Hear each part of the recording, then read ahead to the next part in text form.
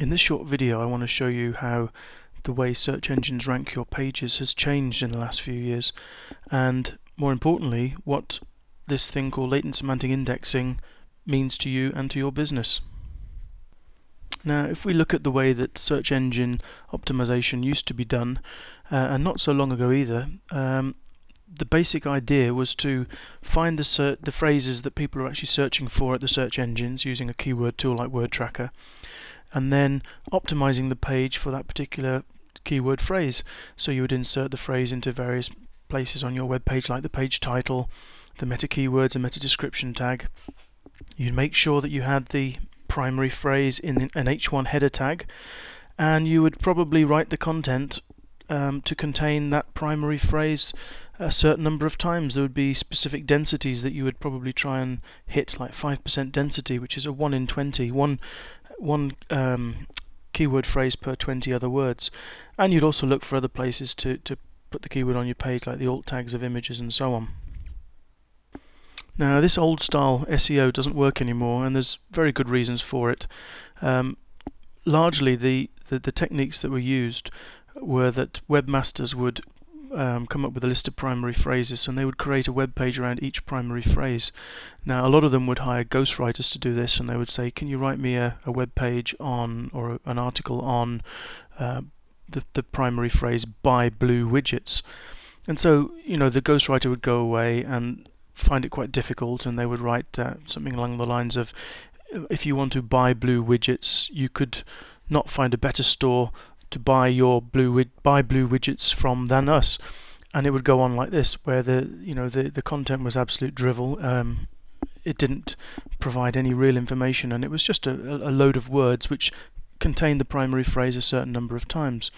Now unfortunately for the search engines, the way that the SEO worked was that, if the primary phrase was found in the various places that we saw in the last slide, then there was a good chance that the web page could rank well for that keyword.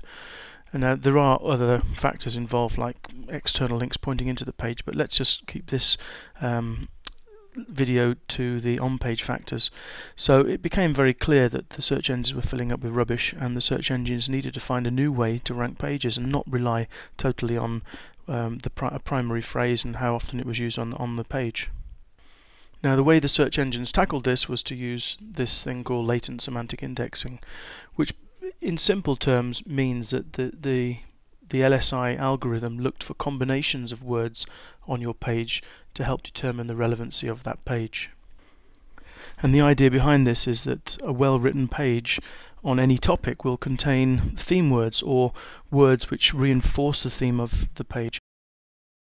This became really very important for Google when they started to come out with their AdWords feature and AdSense ads, because most people can put AdSense ads onto their web pages and earn income if somebody clicks on those ads. Now obviously Google needs to know what the web page is about so it can find relevant ads, and the latent semantic indexing algorithms at Google would look at the word combinations on the page and try and narrow down exactly what the web page was about, so that the ads became 100% match for that particular web page. Now let's have a little look at an example here of how this might work. Supposing a search engine is looking at web pages, indexing new pages, and it finds a web page with the word cream on it. Now just based on the word cream, it's impossible for the search engine to know what that page is about. It could be about cosmetics, which use creams and lotions. It could be about an animal cream that comes out from cows and goats and sheep. It could be ice cream, or the colour cream, or probably a lot of different other contexts. The only way to really find out what that page is about is to look at the other words that are found on the same web page. So what if you also had the words cow, goat, milk and fat on that page with the word cream? The search engines will now be a lot more certain of what the page is about, but there could be other words on that page which narrow down that niche.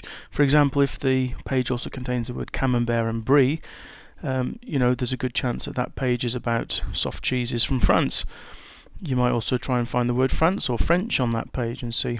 Or what if instead of Camembert and Brie it said, the words blue, mould and Danish were on that page?